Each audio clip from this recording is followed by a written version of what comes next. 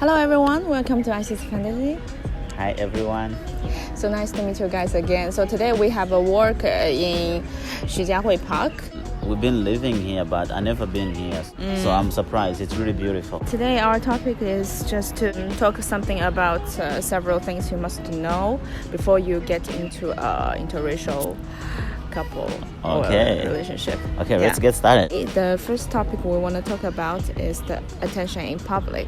Like at the first several years of our dating, we in like those small cities, and that time I felt very uncomfortable when we walk on the road, and especially some old guys, they were staring at us from top to down. Public intention, it's always like a very a critical part for interracial couple, because the public, the way they see you, different people, they will judge you in different ways. We just feel like it's not because they disrespect you or what, it's just like they are curious of how these two guys become together or whatever. It's very common. It's a common thing. Yeah, it's a very common thing, and until now we just get used to it, and it's not really a big thing. As long as you don't mind other people, no one really care about you. Yeah, it's just like they were staring at you, that's all. Yeah, they will stare at you. Second topic, we want to talk about just the way of communication. Yeah, it would be good to talk to each other. Just let your partner understand your feeling. Just be open. Like if there's something you feel uncomfortable about, things going on around, you can let your partner know, so that the matter can be easily be solved or whatever. Yeah, before I always feel like the man should get what women really wanna talk, and usually I feel something, if you don't get my meaning, it's your problem. So and after the longer time we were together, and I just figure out the easier way is just to tell you what I'm really thinking. Yeah, it can save time and cost less trouble. Yes, that's true. So the third one, attitude toward marriage. So for me, about this part, I would justify in many different ways, because I believe I have my personal way of doing things, which can be, of course, different to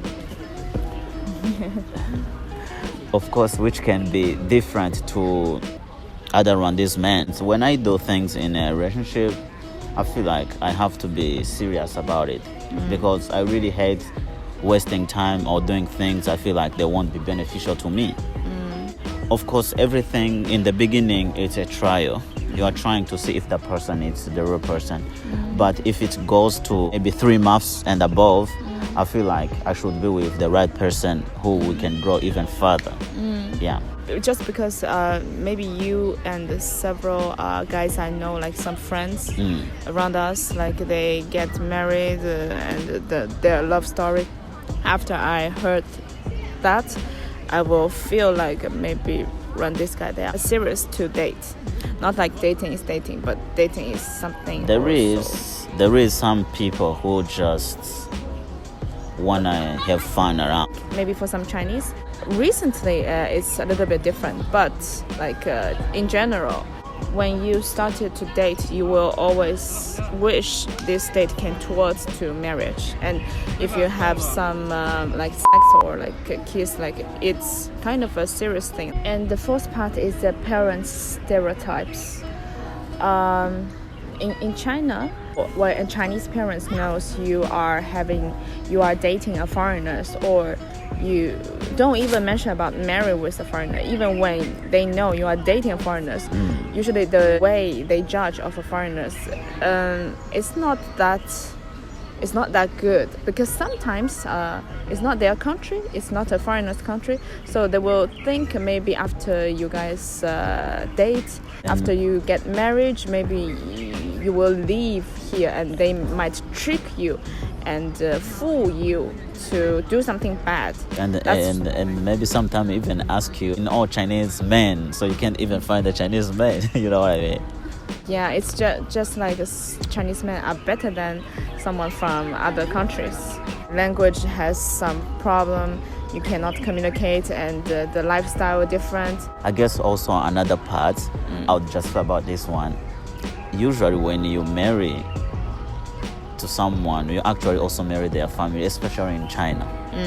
So because I feel like maybe the parents also would be thinking like, so if you marry maybe this foreigner, like what's gonna be the next? Because usually they will feel like maybe you may have a kid and they might come to take care of, and then they might feel awkward or whatever, don't know how to deal with it if they are coming out to a foreigner home.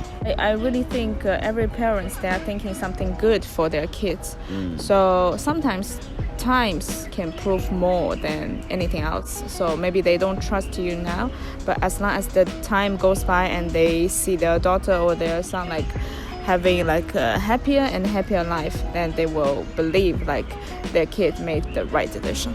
And the fifth thing is the language barrier. We decided to talk this part in Chinese to prove that we don't have language barrier. Usually 我们会 mix language， 就像现在这个样子讲话，因为一些词语就是对 my husband 来说有一点 difficult， 有一点困难去理解。这个的话，我给在一起我老婆，我觉得没有那个中文的那个说的问题，你知道吗？因为我给他的父母讲话，问题很大，因为每个人讲中文的不一样，他们会有方言，他们会有他们的方言，有他们口音在，也有口音，you know what I mean？比如说他的爸爸给我讲话，我听见的东西可能10%，我能听见他说话，其他的都没，我听不懂。然后你的话他也听不懂，因为你的话我能听懂，他听不懂，因为你也有一点 accent。我给别的人讲话，他们觉得你的中文这么溜，但是我给他讲话也是，他会说你的中文这么差。对。但是你见别的人说话，你会感觉你会来跟我说，但是我觉得你的中文不错啦。我们开心的时候，我们觉得我们跟沟通挺好的，但是他生气了的时候，他也会讲中文，我也会听不懂。但是我能说，我们两个人的话，因为他会讲英语，我也会讲一点点中文的，所以我觉得，我们的 communication 的话，我能说90%好。你还会继续学中文，会学得更好。对，也有朋友，也有比如说有你的朋友，他们都不会讲英语的，所以我们在出去玩，没有人在讲英语，我们都会在说普通话的。比方说你的朋友过来，然后你们会用 Kiaranda 讲话，然后我也听不懂，然后呢，但是呢 when you speak 用那个卢旺达语讲话的时候，你会跟一点点 English mix， 然后呢我自己也知道一点点 Kiaranda， 所以我会去猜你们在讲什么。 Sometimes you will feel lonely。 比如说如果我们是2个人，我们可能会在说我们那边的语言，但是如果我们是3个人，有另外一个人他们听不懂我们说话的话，那我们会讲英语的，还是讲中文也都可以了。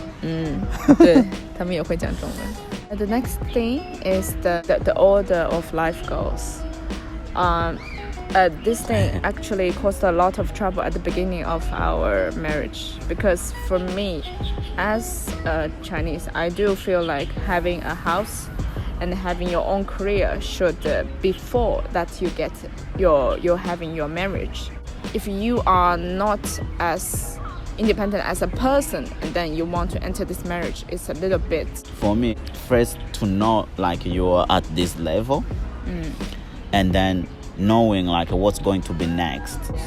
At the end, that house will still come. I don't see myself waiting, maybe let's say to be like a 35 or 40 to buy that house and get married. Yeah, that's why we get married finally, because I also like change my thinking, because sometimes things will come and something cannot be wait.